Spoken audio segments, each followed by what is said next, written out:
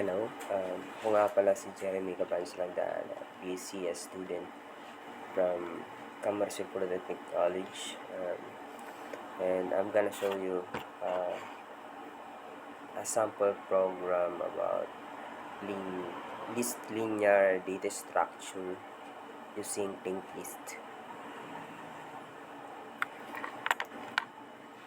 Gagawin ito lang na. So, ayun po. Insert po tayo ng number. Insert a number again.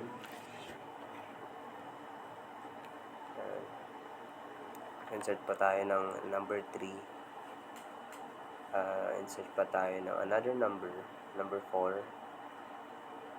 And we're going to insert another number 5.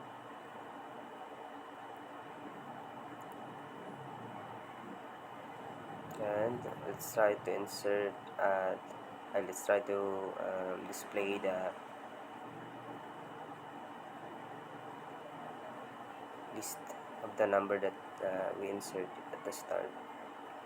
So itatry naman po natin yung insert at the end. So we're going to choose number 2. Insert po tayo ng number 0. Tapos display po natin para malaman natin kung gumana mag-insert yung number. So ayun po, naka-insert na po yung 0 sa end ng list.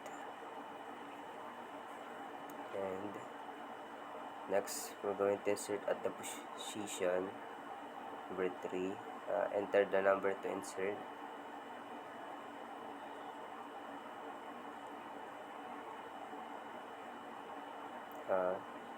Number 6, enter the position to insert. So insert natin siya sa number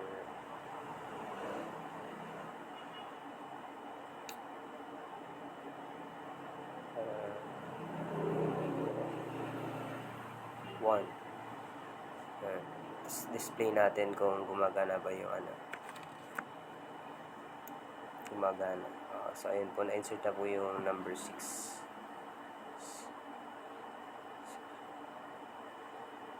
Next,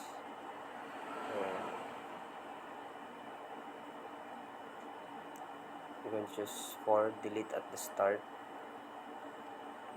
So ayun po, number at the start has been deleted. So i-display mo natin yan. So ayun po, na delete po yung number 5. So next, we're going to 5, delete number at the end of the. So ayun po, na-delete po yung natanggal na po yung 0 kasi yun po yung end the number. So next, delete at position. So we're going to use number 6, enter the position to delete. So input tayo kung saan position po ba i-delete yung, kung alin po ba dun sa list yung i-delete natin. 0. So yan, display po natin. So delete po yung 6 kasi simula po yung ilang na number sa 0. So yung 6 po yung na-delete. Next, 7, enter the number to delete. So ayan po, pipili po tayo ng number na i-delete doon sa list. So ayan po yung 4.